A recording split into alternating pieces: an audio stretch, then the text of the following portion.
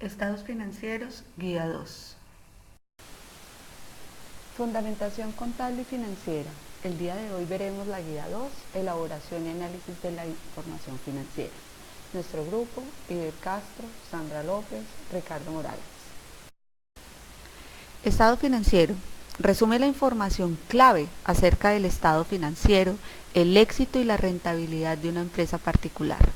Las cifras financieras de un estado financiero también proporcionan una medida del éxito o fracaso de la gestión actual y de las estrategias de negocio. Esta información se caracteriza por ser relevante, representar fielmente los fenómenos económicos, por ser comparable, oportuna y comprensible. Los estados financieros se dividen generalmente en 4 partes bien diferenciadas: un balance general, el estado de resultados, el estado de patrimonio, el estado de flujos de efectivo. ¿Qué es el estado de situación financiera o balance general? Es un documento contable que refleja la situación financiera de un ente económico, bien sea de una organización pública o privada, a una fecha determinada y le permite elaborar un análisis comparativo de la misma. Incluye activo, pasivo y capital contable. El estado de situación financiera se conforma básicamente por los siguientes elementos. Activos. Los bienes, por ejemplo, edificios, terrenos, escritorios, etc. Y los derechos, ejemplo, recibir una cantidad determinada de dinero que le deben los clientes a la empresa, que perteneciendo a una empresa se utilizan para realizar sus operaciones en espera que rindan beneficios en el futuro. Los activos se clasifican en circulante y no circulante. Como vemos en la figura, el no circulante se subdivide en fijo e intangible. Pasivos. Los pasivos es el total de las deudas y obligaciones contraídas por la empresa. Se clasifican de acuerdo con su vencimiento, plazo para pagar, en pasivo a corto y largo plazo. Patrimonio. Es el capital aportado por los accionistas más las utilidades o menos las pérdidas acumuladas y se clasifican de acuerdo con su origen en capital contribuido y capital ganado, como lo podemos ver en la gráfica.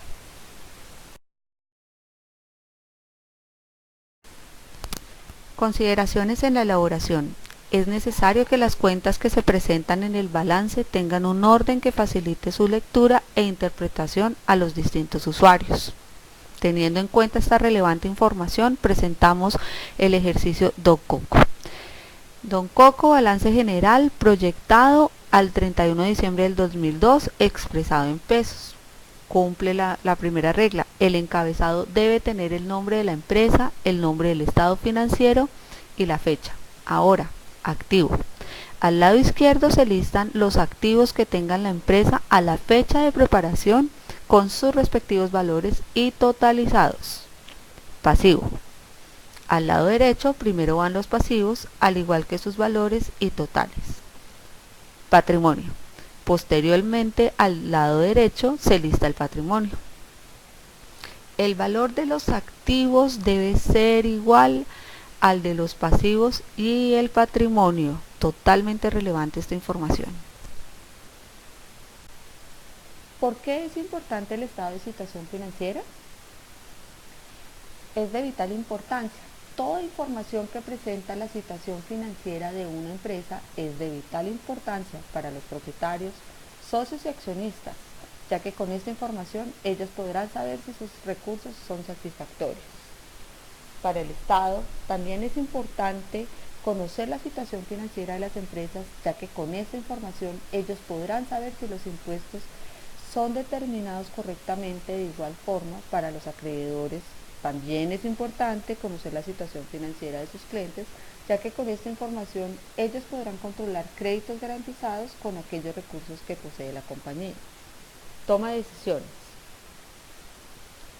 El estado de situación financiera en la toma de decisiones se dice que es como una fotografía de la empresa, ya que es un estado financiero básico que presenta la situación financiera en un momento determinado. Es decir, por un lado, presenta que la empresa tiene en bancos, en activos fijos, en cuentas por cobrar en inventarios, equipos, vehículos, etc.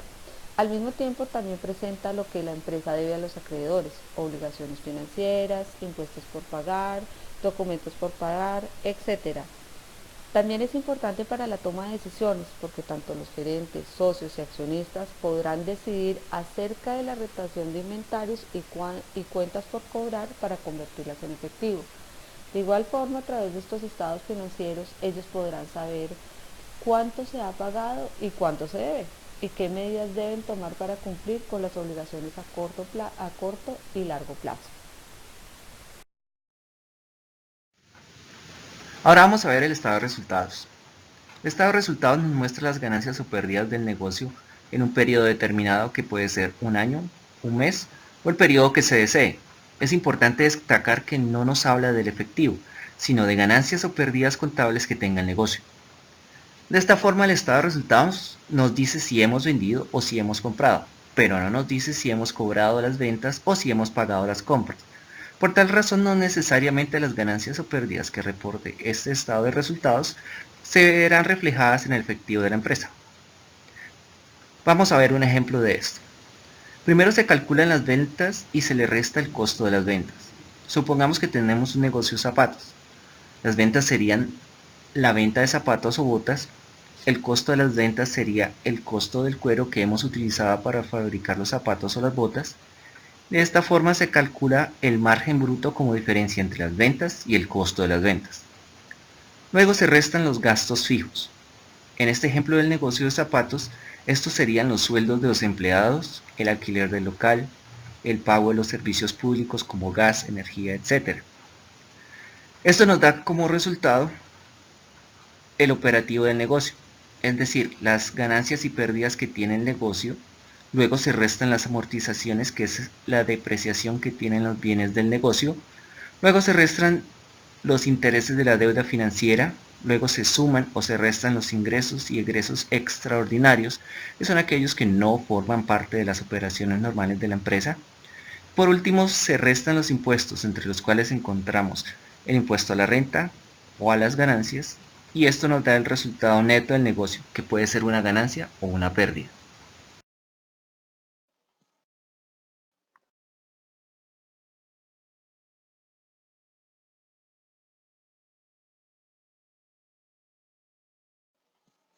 Flujo de efectivo. Nos provee información relacionada de cómo se genera ese efectivo y en qué se aplica.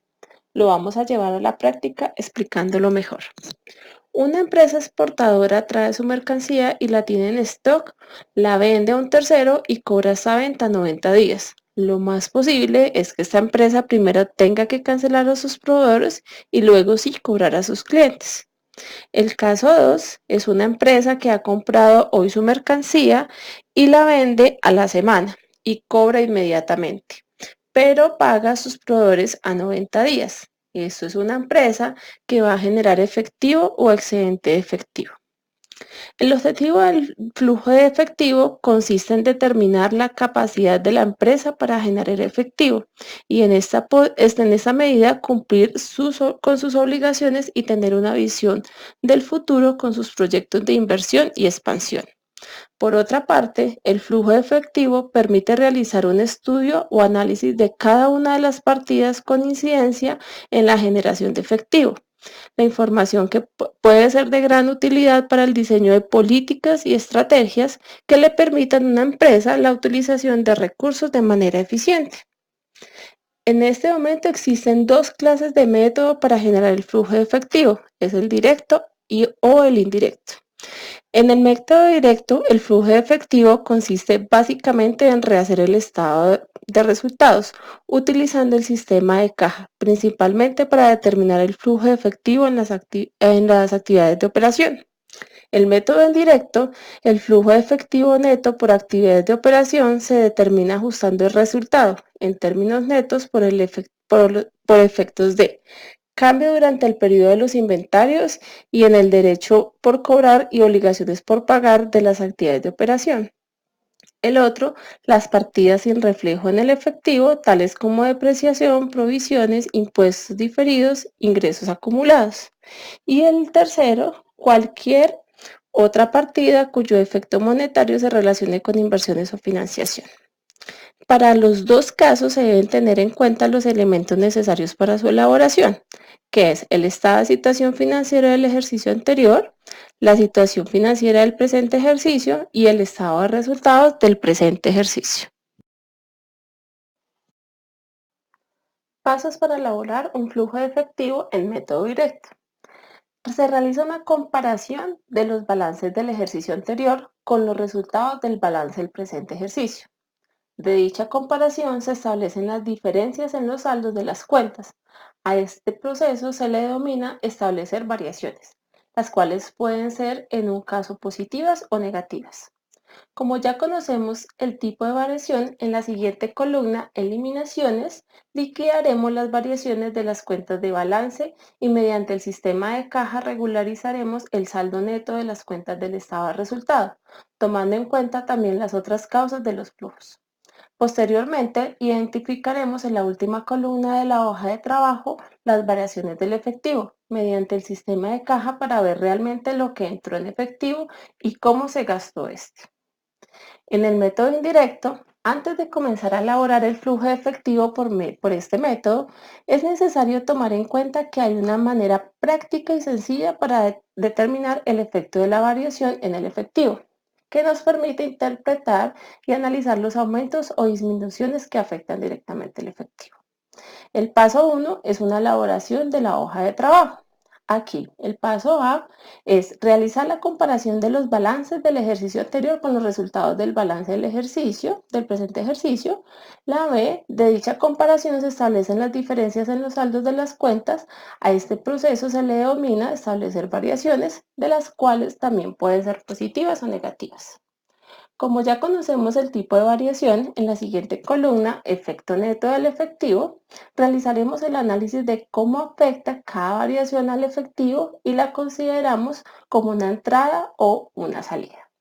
Posteriormente, identificamos en una columna, en la última de la hoja de trabajo, el tipo de actividad a considerar. Esto con el fin de estructurar el flujo de efectivo en actividades de operación, inversión o financiación. El paso 2 es la elaboración del estado de flujo de efectivo.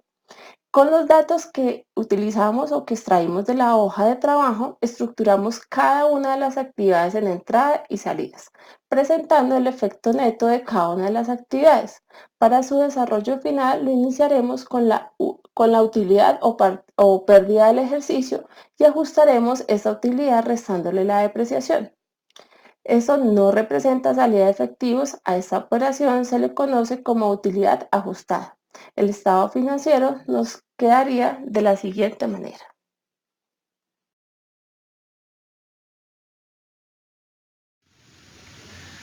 Bueno, y ahora vamos a ver el estado de cambios en el patrimonio.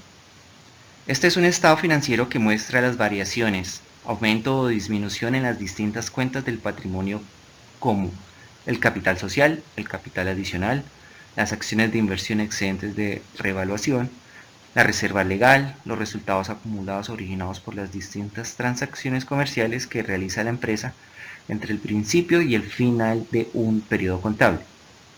Este estado financiero es importante porque informa la situación patrimonial de la empresa, información que es utilizada para la toma de decisiones gerenciales, como por ejemplo aumentar el capital social, distribuir dividendos, capitalizar deudas, distribuir utilidades, etc.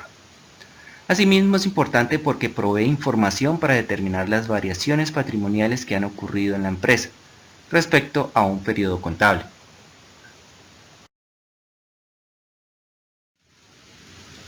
Bueno, en el siguiente slide vamos a ver las transacciones que originan un cambio en el patrimonio. La gestión directiva, las expectativas de crecimiento de la empresa, así como las políticas de distribución de utilidades, provocan cambios en el patrimonio así. Primero, por un lado, las operaciones que aumentan el activo total. Por ejemplo, el incremento en el capital social, en el cual ingresan nuevos recursos, ya sea en efectivo o en especie. Por otro lado, también tenemos las operaciones que disminuyen el activo total. Las disminuciones en el capital social también provocan las disminuciones en el activo total cuando se reintegran los aportes a los accionistas. También tenemos las operaciones que aumentan el pasivo total, cuando por ejemplo se pagan los dividendos, cuya contabilización sería débito a capital con abono a dividendos por pagar. Para culminar encontramos las operaciones de disminución en el pasivo total. Por ejemplo, cuando las empresas emiten bonos convertibles cuyo vencimiento ya se ha cumplido, entonces la contabilización sería débito abono por pagar con abono a capital. Por otro lado, las transacciones con cuentas de resultados también implican cambios en el patrimonio. La principal causa del aumento o disminución en el patrimonio se encuentran en las utilidades o pérdidas del ejercicio. Los ingresos aumentan en el patrimonio y los costos y gastos los disminuye, por lo tanto, los ingresos o pérdidas son cambios netos en el patrimonio. Relación entre los estados financieros. Las empresas utilizan tres tipos de estados financieros para determinar qué tan bien lo están haciendo financieramente. Y estas son el flujo de dinero, las hojas de balance y los estados de resultados. Cada uno de esos estados proporciona información detallada sobre la situación financiera de la empresa, que es más precisa cuando se utilizan todos juntos. Además, el examen de estos estados financieros en conjunto proporcionan herramientas para clasificar el futuro de las finanzas. Esto nos muestra que la información financiera no depende únicamente de la relación extrínseca entre el balance general y el estado de resultados, sino que también tiene injerencia el estado de cambios o flujo de efectivo. De esta forma, tenemos un balance al inicio de las operaciones de la empresa al 1 de enero del año en curso, en donde el activo va a ser igual al pasivo más el capital a lo largo de cierto periodo. Puede ser un mes, un trimestre o un año. En el estado de resultados revelaremos y cuantificaremos las transacciones comerciales de la empresa durante este periodo, es decir, las ventas menos los gastos, y tendremos una utilidad. Esta utilidad la llevaremos al balance de cierre, el cual se verá incrementado a través de las operaciones de este periodo. De esta forma tendremos un balance de cierre también con activo, pasivo y capital, el cual fue incrementado en su posición al final del ejercicio por las utilidades del ejercicio. Sin embargo, tendremos también el estado de cambios o el estado de flujo, el cual nos mostrará las entradas del efectivo, las salidas del efectivo y los cambios del efectivo. De esta forma, que en un estado financiero estático como el balance general será afectado a través de un estado dinámico, como lo es el estado de cambios, para poder presentar cifras al cierre después de un periodo. Por otro lado, el flujo de efectivo será dinámico. Nos explicará cuál fue el origen y la explicación de los recursos, el cual fue el movimiento y cuál fue el movimiento que hubo durante este periodo en la cuenta del efectivo. Adicional, nos dirá cuál fue la integración del efectivo y de la utilidad. Muchas gracias por su atención.